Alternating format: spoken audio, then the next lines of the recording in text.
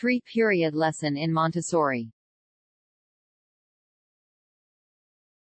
The 3-period lesson is to give the language of the material which child has been using.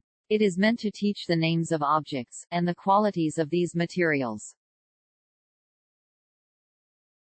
The 3-period lesion is divided into 3 steps: naming period, recognition, and association period. Recall period. Naming period. The teacher is placing 3 objects, like an apple, a banana, a pineapple. The teacher experiences the one-by-one object and feeling the object thoroughly with observing with details.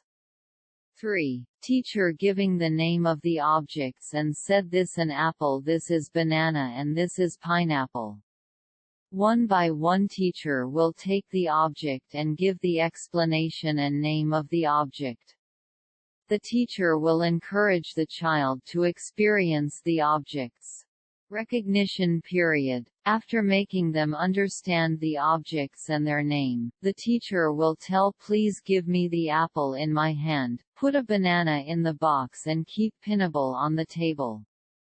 Recall period. In this period teacher will ask to point out on pineapple and she will ask, what is this?